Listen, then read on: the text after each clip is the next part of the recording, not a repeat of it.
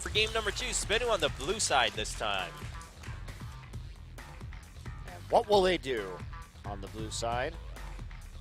Taking out that Kalista now, of course, we probably won't see that LeBlanc ban coming from SK Telecom. Cassiopeia still removed, even though Faker is playing this game, and there's the Maokai. So not changing up too much for SBENU. LeBlanc banned this time by SBENU themselves, but they're not going to have to take out Kalista, more than likely.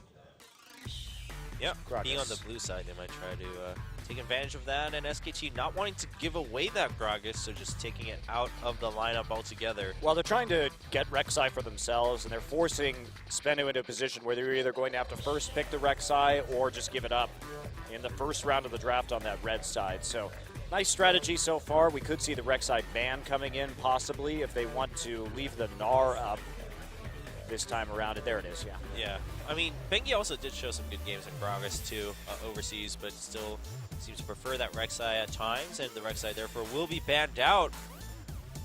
And will the last ban be a Kalista ban from SKT? Or are they going to try and bait out the Kalista and then play Urgot into it, would be the next question.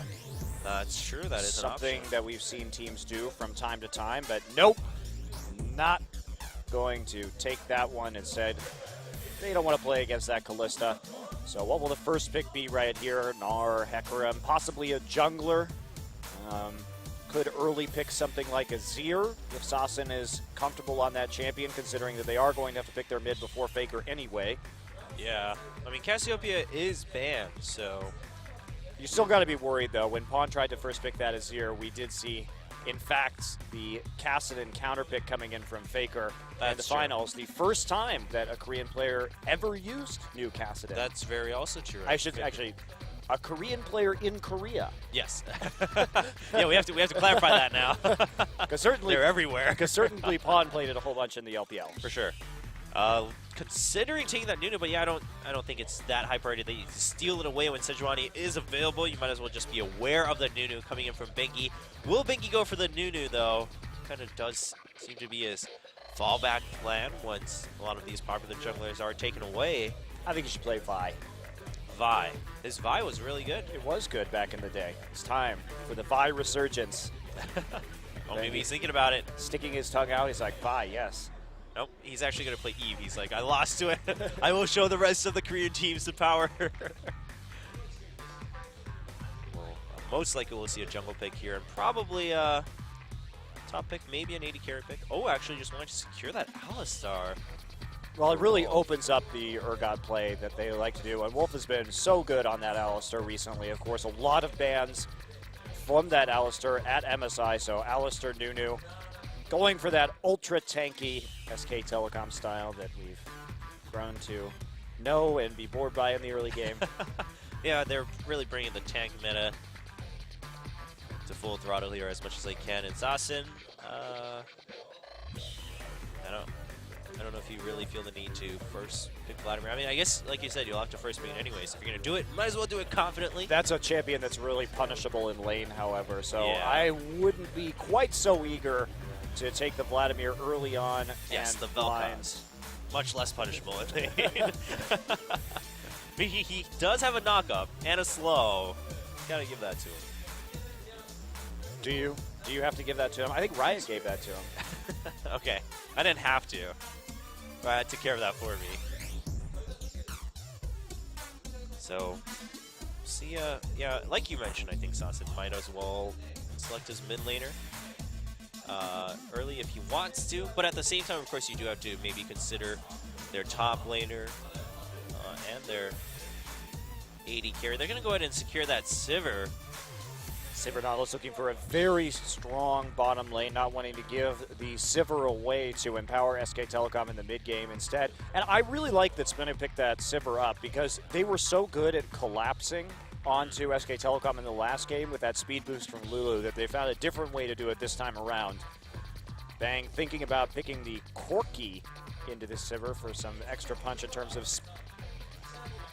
siege, but they don't have really good synergy with Nunu yet, so are they going to go ahead and pick an Azir for Faker just to get that Blood Boil a little more useful in the late game?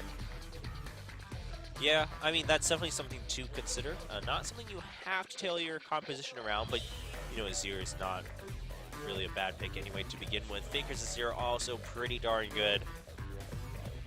But they're going to, yeah, they still do want to wait to see Sasen's pick before picking something for Faker, because Faker definitely a player who can make huge advantages out of the lane advantage he can get in 1v1s. All right, so the question now remains, is Faker going to play Lulu with this Lucian? Because that is a strategy that SKT likes to utilize when they have the opportunity, and they're going for that lane bully lane of Lucian into Sivir, where you can kind of abuse Sivir's lower range with your passive and take an early advantage that way. Not going to be barred. We already have the Nautilus in this game, so... Nautilus top, man. It's coming. Almost came last game. We've already been there. It wasn't good, Chobra. We're not going back to the old ways of the Nautilus top, Trace. The Nautilus top and Akali support, of course, a classic. And yeah, I think that SBENU taking the Lulu away is a good call right here, because SK Telecom may want to select that champion. It is a very safe mid laner, no matter what Faker throws at you. Does have some nice bowling potential early on, and they're going to take Kennen top lane. Whoa, okay. All right, taking that to try to punish Rumble for his melee range. Of course, you can get away from ganks pretty easily yourself, and not too much gank pressure anyway from Nunu, as you don't have a stun. The problem with Kennen is that if SK Telecom decides to lane swap, which they don't want to do because they have the Lucian into the Sivir, but Kennen is a top laner that can be punished in those lane swap situations. And to be fair, we also technically don't know who's going top and who's going mid. Both are potential options. True. Yeah. So a bit of a flex pick right there. That's probably what SK Telecom is thinking about right now, trying to get something that would be good into either of these matchups. It's going to be mid Rumble. Oh, man.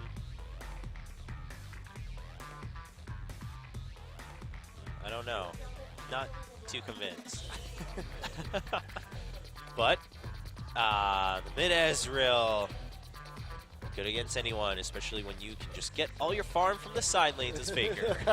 That's right. So going back to the SK Telecom Classic, something that they've been playing so frequently in 2015, mid-Ezreal double AD composition, and I love the Ezreal Rumble combo because you can just melt someone's backline instantly with True Shot Barrage and Equalizer.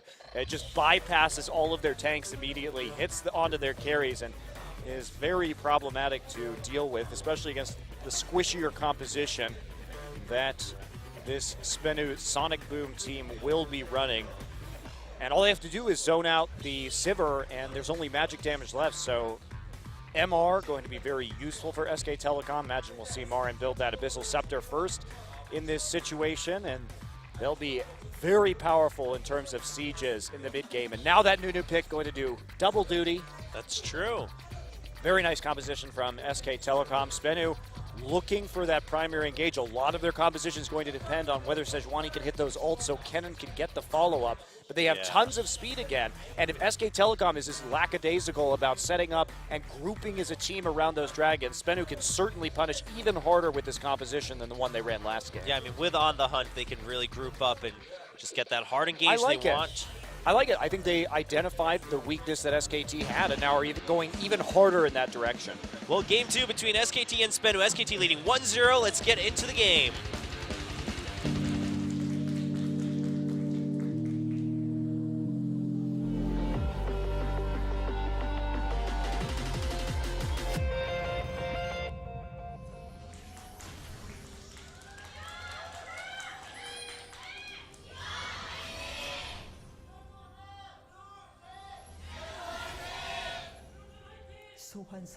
And a last cheer for Dongjun, the commentator for the Korean cast. Really? Yep. It was T1 fighting, SBENU fighting, and Dongjun fighting. Where's my Monty fighting cheer? Will you cheer for me, Chobra? All right, Monty fighting. Thank you. All right, we're all even now. You don't get a cheer because you're leaving. Wow. That's pretty harsh. First I cast 12 hours of solo cast, and now I don't even get a cheer. That was your punishment for leaving. All right. Well, seems like we won't have too much. Well, SKT actually setting up for a lane swap, like you suspected they might do, even though they also have a preference in the 2v2. Yeah, and this could be advantageous to SBENU, who does have that stronger Dragon Control, at least in game one. So I do see Bang heading up into the top side right now, and they're trying to deal with this Kennen, keep him down, and keep the Rumble safe, because having Rumble in that Kennen matchup is pretty unfortunate for Rumble. He's constantly taking those auto attack harass with the Doran's Blade. So when will the day come when thematic compositions are completely acceptable in the professional meta, like all Yordles? Well, remember that actually Frost, back in the day, played an all-ninja composition at an international event. Oh, that's true. So they've been trying, and you know, even SK Telecom at All-Stars in 2014. They did play. They played for skins. That's so true. We do have this. Korean teams like to style with with thematic compositions. One day, a Moo will return in the jungle, and we'll have all Yordles. Cloud Templar comes back into the scene as a player. All right, so Mara just gonna tag alongside Bengi for a little while as the lane swap occurs for SKT, but Wolf also just gonna leave to join Marn in the bottom lane as he goes all the way down the map. Yeah, pretty quick swap right here. They want to catch this wave down in the bottom side as it's developing. Meanwhile, Bang just perfectly happy, freezing up in the top lane. So quick recall there by Wolf. They're going to hit this timing really well. We see Secret keeping some eyes in the jungle right there, seeing if he can disrupt anything, but not going to be particularly effective. Ooh, he stole one of the smaller ones. That is actually really annoying because you will not hit level 3. Yeah. So Bengi is going to move on to his Gromp. I mean, he would have gone there anyway, but it's going to put a slight delay onto Bengi's farming route in the jungle. Meanwhile, Kennen only recalling right now, and he has to break that freeze in the top side. He'll feel comfortable knowing that the jungler and support are in bottom right now, so he can just go ahead and teleport, but Marin has a pretty much free opportunity to go back right now, so he can play a little bit more aggressively for this CS. Faker getting some wards into the river while Catch takes the crab, and Soul should be easily able to farm in the top side with that range and the unlimited shurikens that he has, that energy.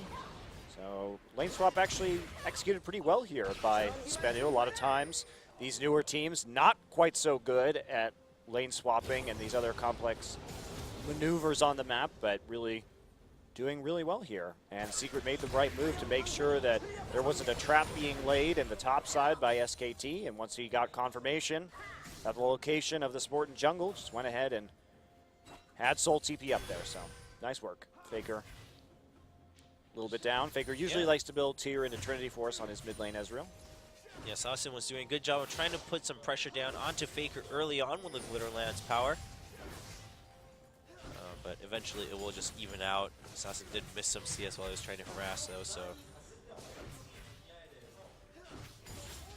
Nothing like, too exciting though. Yeah, not even some good old-fashioned Nunu counter jungling by Bengi. Yeah, it's been quiet. I mean, that small golem at blue, Bengi was like, nope, can't invade anymore. 2 behind. Yeah, it's solo XP going over to Kennen as well, so that's going to be very helpful when he hits 6 first. Secret really wanted to get closer to that wall, the dredge line. Well, he got his desire. All right, Pink Ward's going to see Catch. Yeah, it should be able to see that ward too, and Secret's going to have to flash out as Wolf headbutts Nuclear back. There's the exhaust, and Nuclear choosing not to use flash. He just accepts his fate as Bengi shows up. And Marin gets a first blood. Well, right there, because Soul used his TP earlier, just nothing that they can do in order to go into that bottom side. And so, a little bit too pushed up, no wards in the river to detect that gank was coming, and pretty easy kill, actually, taken by SK Telecom. Yeah, I don't think I've ever been less excited about a first blood, given how easy SKT made that look. I was just like, all right, it's just going to happen. And Secret actually going back in onto Marn with Catch showing up, but he's taking a lot of damage. I mean, the minion wave is there with 6 minions, so. Yeah, you really don't want to trade too, right? He's about to overheat with that flame spitter on. That's when Rumble's going to do a whole hell of a lot of damage to you, just in terms of those autos, and that support not going to be doing a lot of work now. SK Telecom's trying to push this up before they recall Sejuani wrapping around, but SKT knows what's going on. Secret totally telegraphing that gank, and of course, the timing right for Nuclear to be back in lane. Yep, so Marn will take that chance to go back, get some items, get some more pots. Just going to go ahead and get a Merc Tread, actually, on top of the door and shield, and then pot and some wards to make sure he's safe. Faker has been zoned out quite a bit from lane. I mean, he's low on mana and health. Yeah, loses some CS right there. He needs to go back to pick up his tier and get it stacking immediately, however. And he's going to get 2 tiers, because that's how sad he is. He's like, no, not the wave. And a Vamp Scepter, actually. So very early Vamp Scepter, looking for that sustain. He just wants to farm up for a little while. He's concerned about the constant spew of glitter lances and Pix-empowered auto attacks that had got him low in the first place. And now it's time for Bengi to be a jerk. He's not going to be too much of a jerk, though, with the Wolf Spirit. Yeah, catch. Smiting that out right away. Or early. is he? Oh, yeah, he's ready for the blue. But we're going to see Saucin go over to it. Bang actually gets caught by Secret. He's going to have to flash and heal out. He's going to try to turn things around with the culling. Secret trying to block as much damage as possible, so Wolf's just going to turn onto the Nautilus. He's just going to get headbutted back once again. There's Boomerang Blade onto Bang, but not enough damage as the Ignite goes down. And Bengi still trying to be a jerk. Never give up. And he's setting things up for Faker. Oh, and he gets the steal. Oh my gosh. Oh, the last hit from Saucin coming and helping Faker out right there. How many times have we seen that? Faker with these blue steals on the mid Ezreal. He is so good at timing that ability. And Bengi there just getting him the eyes on it so that he had the right timing. Wow. And here we go. Bengi's not done being a jerk yet. It begins. What you thought was yours is not really yours anymore. Oh, poor SBENU. That was a very unfortunate series of events. Bang. It was the only illusion of being caught out in the bottom lane, Chobro. See, being caught out is really just a state of mind. And when you have level 6 and the culling and the enemy Sivir doesn't have on the hunt, and it's still level 5 because you were in a solo lane for longer, then you can turn those ganks around. Well played by pretty much every member of SKT, except for the quiet top lane. Making things happen. Do something already. Go for that solo kill with no Ignite against the Kennen. Kennen building that Abyssal Scepter first, and Marin just wanting to be safe, get the Merc Treads, try and dodge some of the shurikens coming out and have that. Wow, Faker. Okay, buddy. Yeah, he missed the cannon minions, so he was mad. So I might as well skip the rest of the minions just to get damage into Saucin. And oh, wow. Yeah, Saucin doesn't have really blue, careful. and Faker does. So Faker's actually going to go for a dive here. He's going to heal out, and he's going to have to flash to get the kill. Will he go down to the... Oh, one last tower hit. Faker got a little greedy there. But it actually is worthwhile for him because both players use their summoner spells. Saucin's way happier about that. Having a good time in the mid. But Saucin's the one who loses the most in terms of minions because the wave was pushed up to his turret. So it actually is worthwhile for Faker to make that play. And as long as he gets that kill, and also he got the kill first, so he gets a little bit more in terms of time there. And now Bengi just going to go ahead and get his red buff in the meantime. Faker looking to eventually pick up that Muramana. Yep. And Saucin gets to join the honorable club of solo kills on Faker. After he was dead. He's actually pretty much equal to Pawn now because he solo killed Faker. That was a cute little dive. Yeah.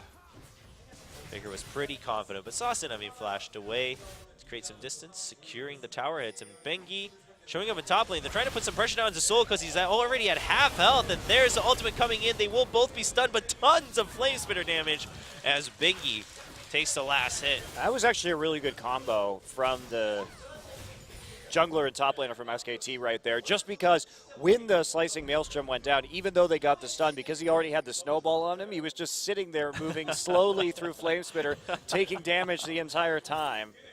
So the stun really not doing a whole hell of a lot, even though he had some MR already.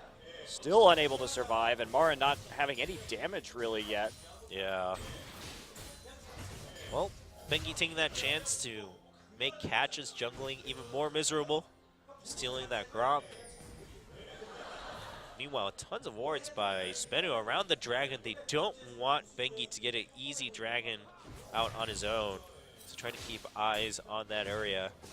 Yeah, Bang going for a very greedy build now that he has an advantage in that matchup. With the kill that he got, having that Avarice Blade before completing the Infinity Edge. So he's obviously feeling very comfortable. Faker tagged by the last little bit of Glitter Lance right there on trying to Arcane Shift away. And now we may see some attempts in earnest. Wolf actually has to pop his ult. Yeah, but Secret's the one who's going to get caught as the headbutt comes in, but there's an ultimate onto Bang just to give Secret some time to run away. There's the slow coming in, and he still gets the hit. Doesn't get the kill, though. You have to be so careful about that. Faker will drop that True Shot Barrage at the drop of a hat just to help out his side lanes right there. Now Seeker is chunked out, but Faker's pushed back to his tower. A bit of a risky dragon attempt here from SKT. Yeah, Catch showing up, and so is Sasin, so SKT is just going to back out for now, but yeah, Bengi trying to keep that dragon leash as much as possible to try to get an angle on it as Faker comes back in lane, and he's going to jump onto Sasin, but nice Glitter Lance onto both members of SKT. Sasin still takes a lot of damage. No True Shot Barrage to worry about, though. Yeah, no mana for Faker either. He's going to start regenning it, of course, with that tier just a little bit, but Sasin still trying to push up the wave. Yeah, and he's going to stick around as long as possible. He does have a health pot going, so he feels pretty safe given the mana situation for Faker. Scuttle Crab going in favor of SKT, and Bengi just going to come in, say hello, maybe steal it. Yep, just going to steal the Raptor catch. Not happy about that, but what can you do? And they're going to, I mean, he does have some time here where that smite is going to be down, but it's like by the time he actually gets it, nope, they're just going to back off. SK Telecom is done caring about dragons. Yeah, I mean, there's no point in going too far forward for that dragon when you have a gold advantage everywhere else. Also just going to clear out that ward with the pink. They still have vision in the dragon pit for a little while longer for SBENU as that ward in the pit times out here in a couple seconds. So he's just going to put out an extra run right outside. And there we go. Quick little pink ward clear. SBENU is just trying to hold on to their pressure in this game. They keep on pushing very heavily in the mid and bottom lanes, but Faker's going to try and take another blue buff right here as they see Sejuani in the bottom side of the jungle. So literally zero chance right there, and a parting barrage. To keep Soul at bay from that minion wave. He should still be able to get that cannon minion, though. Faker shows up with the blue, so Sasin knows what's going on. SBENU, meanwhile, is going for the dragon. Teleport coming in from Rumble, and there's the culling. The dragon still goes in favor of SBENU. Wolf is in the pit. Nuclear and Soul should be able to get out with Sasin right there, but Secret and Catch, although also both flash out of the pit. So dragon taken by SBENU, some summoners used for that. Yeah, both TPs used right here, and Faker still... Oh, Soul flashes forward for the slicing maelstrom. He gets the stun, but there's Marin overeating, though, so he's not going to be able to catch it. Oh, nice headbutt into the knockoff, and Marin picks up the kill and a double with the Flame Spitter. Wow, Faker really knowing his limits right there, having faith that his team could come back in on that one because Soul had his flash up and was able to get the stun down onto him and nearly end Faker's life right there. Faker using both summoners, however, does make it out. Oh, goodbye, Catch. One snowball, not even going to need it. He's just going to slap him down. Just Yeti slap him. Why would you use a snowball when you have a giant monster you're riding that could just beat you into the ground, Chobra? Let's get this again. Soul goes forward, does get the stun. But they really overcommit for that one with 3 members of SKT coming up. Wolf with a great follow-up with the combo. And then Marin roasting 2 members of SBENU underneath the turret. It's the new freeze roast method to instantly cook your food at absolute zero temperature with Nunu. Must be quite painful. Is it really absolute zero, though? I don't think it is. That would be far too cold. They should actually just get stunned instantly and dead at the same time if that was true. The most OP ultimate in League of Legends. Bengi doesn't care about Sasin. In fact, he's just going to chase through. Whoa, that's a lot of damage from that True Shot Barrage. That is a protection, pink ward protection True Shot Barrage right there. And it really is just amazing how regularly Faker will use that. And because he has that blue buff, he's just able to reduce the cooldown so significantly on the True Shot Barrage just by continuously spamming his abilities. So no point in being shy, because every time you chunk out a member like that, you're going to get someone a CS advantage or a vision advantage or something along those lines. So these little micro advantages that Faker gets with the True Shot Barrage out of Ezreal in the mid lane really do add up for his team. And it's the thing I really like watching most about Faker's Ezreal play. We've seen a lot of players try that mid Ezreal, but the accuracy of the True Shot barrages from Faker really makes a massive difference across the map. So, of course, we saw him steal that blue buff earlier.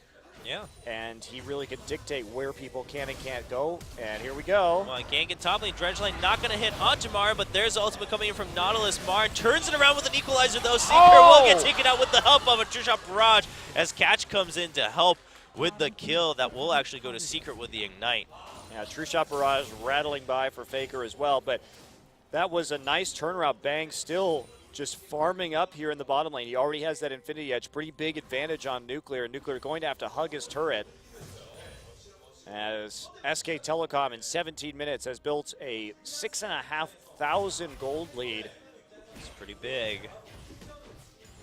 Faker, I mean, keeping eyes on the map with good communication to boot, is also able to just secure all of his CS and push up when he needs to. Keep applying that pressure. Not going to spend, several seconds keeping an eye on somewhere else on the map. Nunu's just... He's just going to stick around. The way he walks, the way he waddles, tries to go for the steal, but he is going to chunk down both Catch and Sasin, so Bengi will go forward and get that vision advantage here near the Raptors.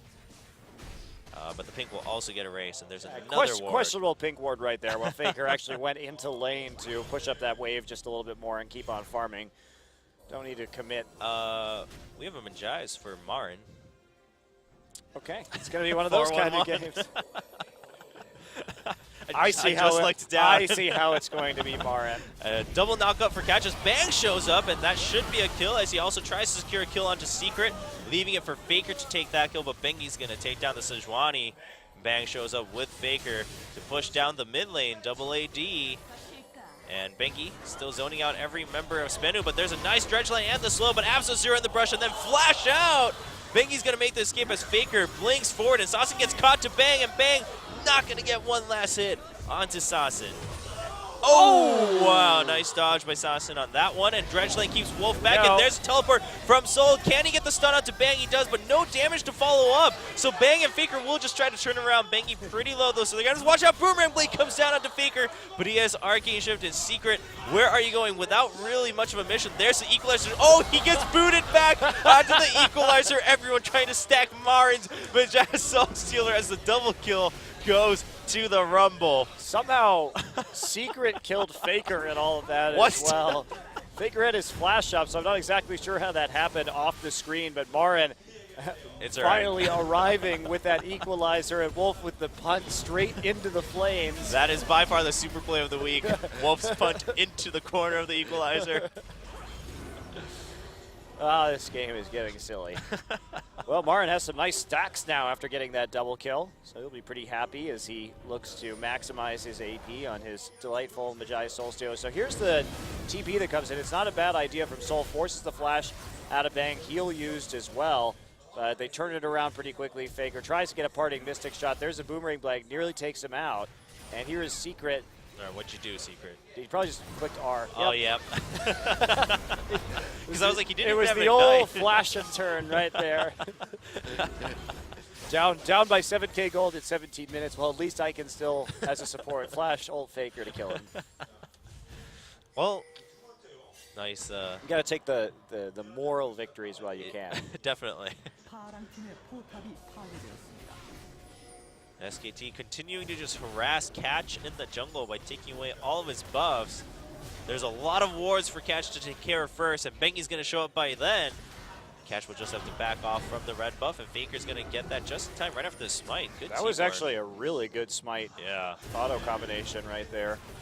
And here we go. Dragon, only second of the game, but first for SK Telecom as they continue to roll towards a victory right now. Massive, absolutely massive gold lead. And on the hunt coming from SBENU, they want to catch anyone on SK, but nice disrupt and the equalizer onto the Absol0. as Soul comes in, but he's just going to get exhausted. Marin didn't have this Flame Spitter on, but Bang has the damage to follow up. There's a Flame Spitter following through. True Shot Barrage not going to hit anyone. By the way, that was a 5v4, but just the ult combo, and that's one of the problems with Kennen is he's so item dependent, and you can see how little damage this Kennen is doing right now as Ketch and Bengi chase each other around the jungle. Oh, Ketch can't find the angle to jump over the wall thanks to the Krugs. And eventually Bengi will take that kill as Faker just peacefully pushes up the bottom lane. Yeah, going to chew through that tower pretty darn quickly right now with the help of his Sheen. Oh, maybe he needs one more wave while SK Telecom is going to take a 2-man 21-minute Baron, I guess. Yep, Bengi's just going to show up to consume a couple times. Then it should get taken care of pretty quickly. Yeah, Marin's also coming to join after pushing up that top lane. SBENU knows what's going on, but Assassin's going to be met with a big surprise as the Majaya stacks start to do their work. 13 stacks for Marin. Yeah, it's nearly 400 AP at 22 minutes into this game. That is one scary rumble. 7-1-3. He's ready for another one. He needs those 20 stacks.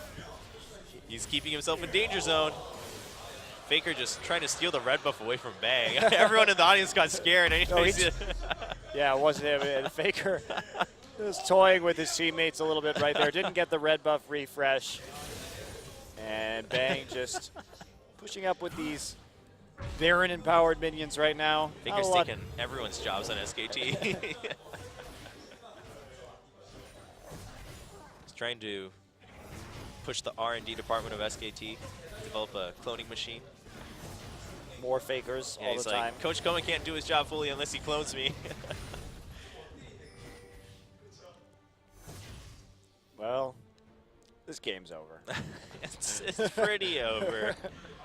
The real question now is, can Marin get to 20 stacks? I hope he can. That's the dream. Now he has a death cap, so actually the completion of that death cap is going to push his AP. It's going to be over 500 now at 22 minutes, so he's going to be able to pretty much destroy their entire team with one equalizer. Yeah, that's pretty scary, but he's very far off. Doesn't look like he wants to teleport in. You don't know where your priorities are, Marin. Forget the farm. He's still stuck on the farm. You need the champions. The dredge lane not going to hit onto Bengi. Don't think you really wanted to hit that at this point, but you kind of need to do something for SBENU. Wow, look at the damage coming in from Faker with the Muramana completed. True Shot Barrage is going to clean up the wave. Does soak it in with Spell Shield for nuclear, but not so much for Secret. Krugs. All right, Marin. I mean, you had 4 easy kills here with your equalizer, but he's going to do Krugs as Faker tries to go for a kill. He is actually going to pick it up onto Soul, and SKT will just continue pushing forward. They take the middle inhibitor, and then they'll go bottom to make sure they secure this game without any holes left for SBENU. Crowd starts cheering as the game pretty much looks like it's going to end because Marin's here and Faker's doing so much damage from the side. SBENU, you know, they might want to try to put up one last fight, but it's not really going to matter too much as Marin just roasts Nautilus with a single Flame Spitter, it looks like. He's up to 575 AP right now after scoring that last kill on the side. There's just nothing that SBENU can do against this Rumble. Yeah, he's just looking for an answer. There's the absolute zero from Bengi, just keeping him right at bay. There's the equalizer as he flashes forward, but his Flame Spitter's turning his back, and Marin's not going to be able to go for the kills as Bang and Faker come in, and oh, the shutdown. The 20-stack dream is over. SBENU wins the morale game here in Game 2, but SKT will take the win, and they'll get a clean 2-0 in the first week of Champions Summer. Yeah, and they really brought it together after summoning Bengi and Faker to the booth in that second game. Struggled a little bit in Game 1, but that time really did everything just about as well as you could. Played a very controlled game and took a sub-25-minute Nexus kill, so really quick. SBENU not looking too broken up right there. A lot of smiles in the booth. They definitely played pretty well in that first game of the series. Yeah, I think they can be pretty happy. Yeah, of course, going up against the #1 team from last season, always a challenge as a new organization here in Champions, but